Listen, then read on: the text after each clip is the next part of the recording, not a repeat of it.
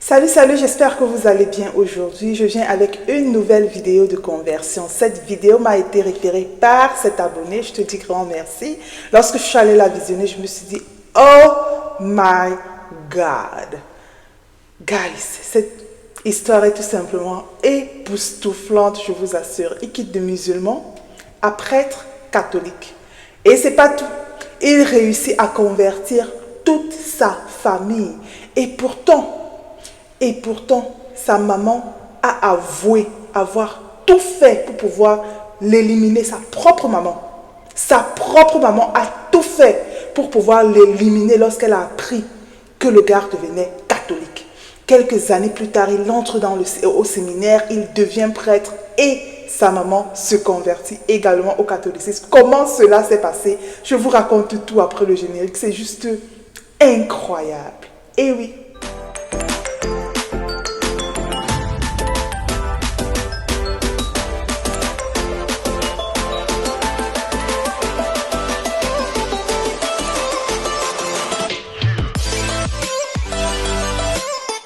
Bienvenue dans cette vidéo, mon nom est Cathy Bomi. Si c'est la première fois que tu te connectes, ici nous parlons de Jésus-Christ, de Maman Marie, des anges, des saints, de l'Église catholique. Si ce sont des sujets qui t'intéressent, alors n'hésite surtout pas à t'abonner, active la cloche de notification pour ne rater aucune de nos vidéos. Pour toi qui es un abonné de la chaîne, merci, grand merci d'être parmi nous. Ta présence est vraiment appréciée. Aujourd'hui, je viens te raconter l'histoire d'Étienne Tolno. C'est un prêtre, il est guinéen, right? Il est né au Mali, mais des parents guinéens. À l'âge de 6 ans, ses parents sont allés en Guinée et c'est là où il a fait l'école en fait. Il a fait l'école musulmane parce que ses parents étaient franchement des musulmans, mais des musulmans purs et durs, le genre que non, il ne veut rien entendre quoi. Donc il est né des parents vraiment fanatiques musulmans et son nom de naissance était Draman. Right? Il s'appelait Draman et ses parents, il a grandi avec ses parents. Sauf que lorsque il allait à l'école, il avait des amis musulmans et des amis catholiques. Et du coup, ils allaient souvent jouer au ballon. Au Cameroun, on appelle ça le 2-0. Donc, ils allaient juste jouer au ballon et ils ont cherché une cour de l'église catholique. Pourquoi? Parce qu'il y avait l'espace. Dans la cour, c'était un grand espace. Donc, ils se sont dit qu'ils peuvent jouer le ballon là-bas. Donc, ils allaient jouer au ballon régulièrement de ce côté et ils se rendaient compte, très petits déjà, qu'à chaque fois qu'ils finissent de jouer au ballon, ses amis catholiques se retirent à un moment donné pour aller dans une salle et se faire enseigner la catéchèse. Donc, un jour curieux, il se dit, qu'est-ce qu'ils font là-bas? Je veux un peu aller voir ce qu'ils font dans cette salle-là. Donc, c'est comme ça qu'il suit ses amis catholiques. Ils arrivent dans cette salle, ils s'assoient au fond et il écoute ce que le catéchiste en fait enseigne. Et il a été capté. Il se dit, waouh, c'est de bonnes choses qu'ils se font enseigner ici. Right? Et donc du coup, chaque fois qu'il finissait le football, il laissait ses amis musulmans et il suivait ses amis catholiques. Ils allaient là-bas et lui s'assoit, il écoute. Il s'assoit, il écoute. Sauf qu'il allait souvent jouer au football avec son frère. Il avait un frère. Donc à chaque fois qu'il allait jouer au football, son frère avait remarqué qu'il suivait beaucoup les catholiques. Donc il allait trahir, son frère allait trahir chez ses parents. Il allait dire à ses parents que papa, comme tu vois là, ton fils là, il est en train de suivre des gens catholiques, donc il est en train de devenir catholique. Et c'est comme ça que son père l'appelle un jour et son père lui dit que est-ce que tu es en train de suivre les amis catholiques? Il a nié. Il dit non, moi, non, jamais. Qui? Moi, je ne peux même pas faire ça. Et puis il a continué à faire son truc quoi. Une deuxième fois, son père le confronte, il dit non, moi je ne peux pas dans cette église, là, jamais je ne peux pas faire ça. Une troisième fois encore, son père le confronte, il refuse toujours, il l'a nié. Et donc comme son frère insistait, il faisait qu'il disait à son père que non, il est en train de suivre les gens catholiques là. Et donc c'est comme ça que son père a dépêché son frère, dans un de ses oncles, que suit les enfants là et voit un peu ce qu'ils font. Et c'est comme ça que son oncle s'est caché. Il a attendu quand le gars a commencé à jouer, ils ont commencé à jouer avec les amis. Il a attendu, ensuite il a regardé comment le gars partait dans la salle là. Il a suivi, il a même attendu quand ils étaient en train de faire la catéchèse. C'est en pleine catéchèse que son oncle est venu dire, voilà, qu'est-ce que tu es en train de faire là? Le tirer comme un malpropre de la catéchèse. Et quand il l'a amené, il est rentré à la maison. Oh my God. Il dit que on l'a tabassé. On l'a fouetté. De telle façon que fouetté tellement au point où toute la nuit il a dormi étant attaché. Toute la nuit il pleurait, rien. Son père l'a laissé attaché quelque part. Sans manger, sans boire, rien. Il dit toute la nuit, il n'a pas dormi, il était là en train de pleurer. Et le lendemain, c'est sa mère qui est venue supplier son père que mais laisse-le quand même. Parce qu'il doit aller à l'école, on ne peut pas le laisser comme ça et il ne va pas à l'école. Et c'est comme ça que son père donc le laisse. Il va à l'école. Sauf que le gars avait goûté le sucre. Donc,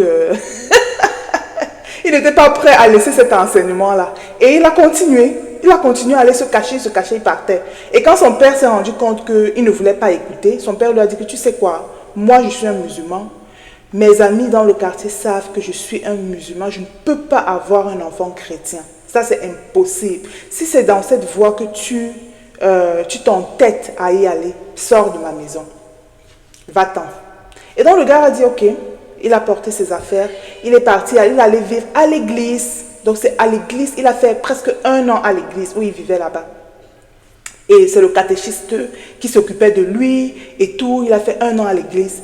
Et après 1 an, il a décidé d'entrer au séminaire. Et c'est comme ça qu'il a décidé d'entrer au séminaire. Et il a commencé les études pour devenir prêtre. Et 2 ans plus tard, vous savez ce qui se passe? C'est son frère qui est allé l'accuser.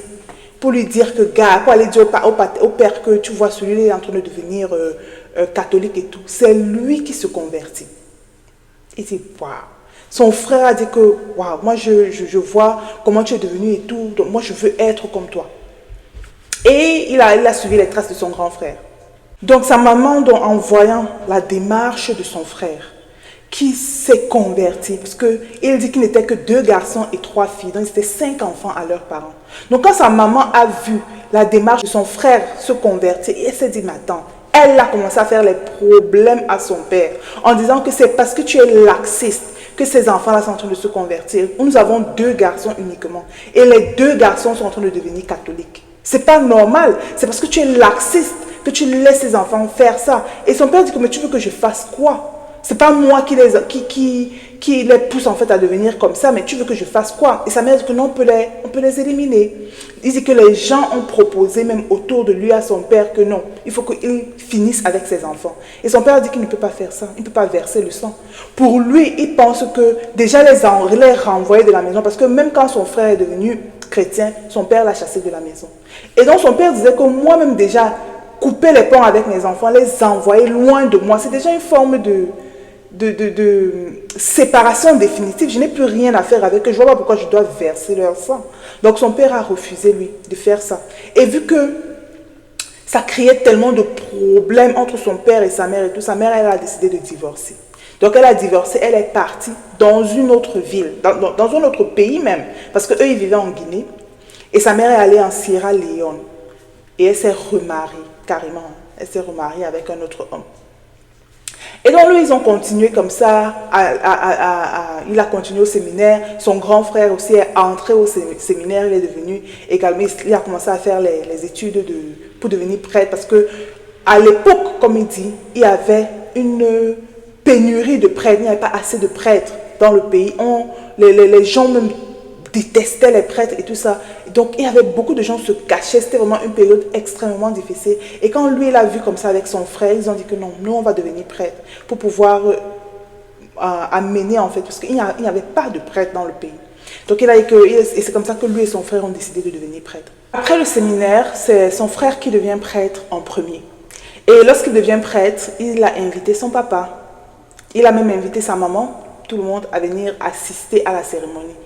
Son père est venu, mais sa mère avait refusé. Ouais, parce qu'elle était encore dans un autre pays. Elle avait refusé. Et du coup, c'est comme ça qu'après la cérémonie de son frère, 1 an plus tard, son père se convertit.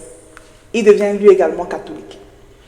Et le père Étienne Tonlo est devenu prêtre 2 ans après son frère.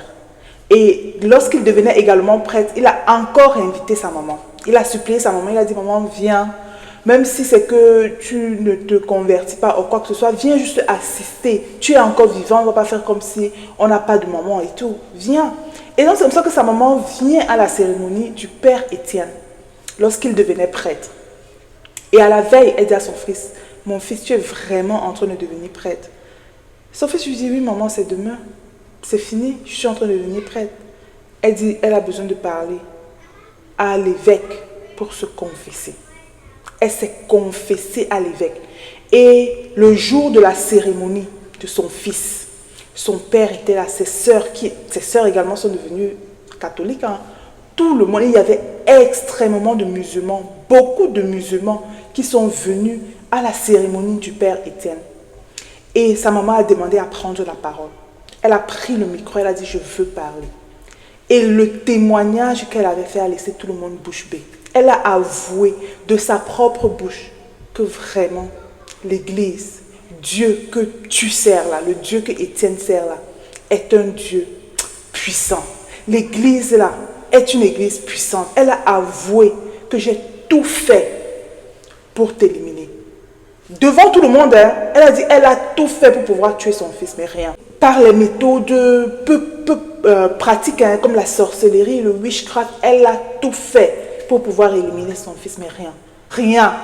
C'est là où elle s'est rendue compte que non, le Dieu que son fils sert là, c'est un Dieu. Et c'est le jour là, le jour de la cérémonie de Père Étienne, que sa maman s'est convertie, elle aussi, au catholicisme. Quelques mois plus tard, le Père Étienne la baptisait et la faisait entrer dans l'église. Et je pense que c'est un an plus tard, lui-même, Étienne Tonlo, célébrait le mariage de son père et de sa mère à l'église. Et c'était l'occasion de maman de faire un témoignage, sa lutte contre l'église catholique, contre ses enfants. Parce que vous savez, l'islam, ils ont une force, c'est-à-dire le maraboutisme. Hein? La maman a passé par toutes ces voies pour nous éliminer. Elle l'a dit de façon ouverte. Mais elle n'a pas pu. Alors maintenant, il dit, mais hier soir, je suis venu voir mon fils. Je dis, mais écoute, Étienne, tu veux être prêtre? Je dis, mais maman, c'est fini, c'est demain, dans quelques heures. Il dit maintenant, mais appelle-moi l'archevêque. Je vais me confesser. Et le lendemain, on lui a donné la parole. Vous voyez le témoignage. C'est ce qui a beaucoup émerveillé le monde musulman. Elle qui était radicale. Et quelques mois après, je baptise ma propre maman. Oui. Et un an après, c'est le mariage entre maman et papa à l'église. Et toute la famille est devenue catholique. Voilà. Oh. It was just wonderful when I heard that. I was like, oh my God. Regarde comment, à travers la conversion d'un enfant, il a réussi à restaurer toute sa famille. Quand il racontait cette histoire, il disait que son père et sa mère ne sont plus. Mais leurs vieux jours, ils ont fini leur jour. Pour lui, il est heureux de savoir que ses parents sont sûrement au ciel. Right? Parce que leurs vieux jours étaient juste différents, quoi. Donc, ses parents ne vivent plus. Mais il avait réussi, à travers sa conversion, à convertir comme ça toute sa famille. Son père, sa mère, son frère et ses deux sœurs. Tous sont devenus chrétiens catholiques. Oh là là, c'était juste une histoire très inspirante. Moi, je trouvais cela très inspirante et j'ai décidé de partager cela avec vous. Donc aujourd'hui, le père Tolno est en France, il exerce là-bas et son frère est prêtre catholique, il exerce en Guinée. Si tu as aimé, n'hésite vraiment pas à mettre un pouce bleu, right? Abonne-toi et partage cela à tes amis. On ne sait jamais, ça peut édifier quelques-uns. Et à partir de la semaine prochaine, le Seigneur me met à cœur de faire plusieurs autres émissions. Je parlerai toujours des conversions, alright? Parce que c'est un sujet qui me passionne, les conversions, mais je vais ajouter d'autres topics. Right? J'amènerai la maman sur la chaîne où nous allons parler des histoires pratiques également dans d'autres émissions. Donc, chaque semaine, je ferai l'effort de faire 2 émissions par semaine. En ce moment, je faisais une seule émission. Maintenant, je ferai l'effort de faire 2 émissions. Donc, il y aura une émission où je parlerai avec maman des trucs pratiques de tous les jours et comment marcher avec le Seigneur. Des trucs pratiques comme le mariage, right? Comment bien, des conseils sur le mariage, les conseils sur la sorcellerie, les conseils sur la vie de tous les jours, en fait. Tout ce que nous expérimentons en tant que chrétiens chaque jour. Je me suis dit, maman a de très bons conseils. Vraiment, moi, je vous assure, elle a souvent de très bons conseils. Je me suis dit, viens sur la chaîne, viens partager ce que tu sais, right, avec la communauté. Et elle a été catéchiste pendant plus de 30 ans, right.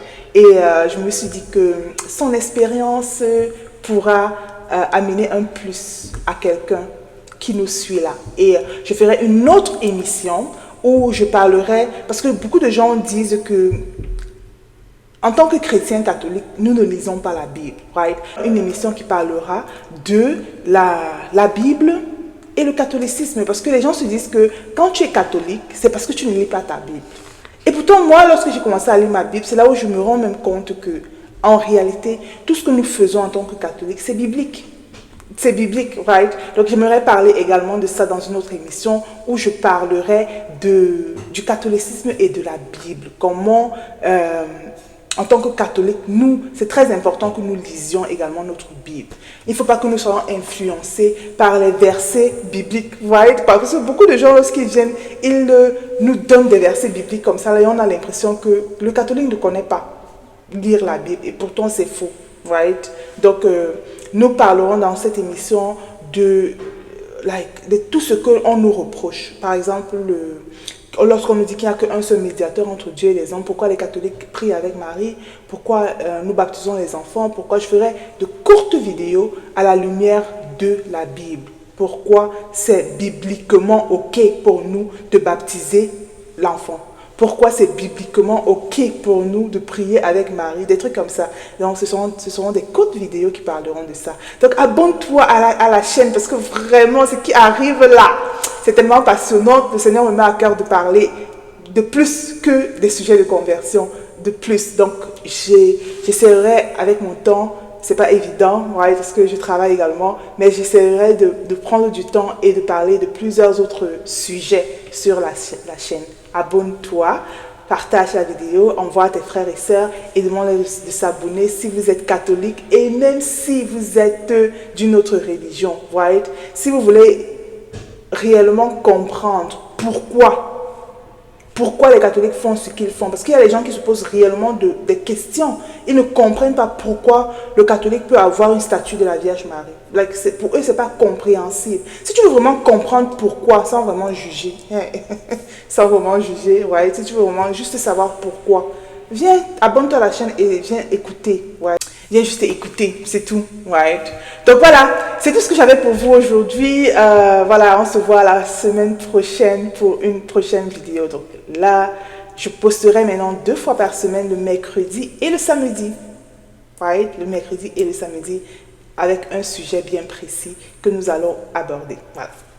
Ciao, ciao et on se dit à mercredi prochain. Bye bye.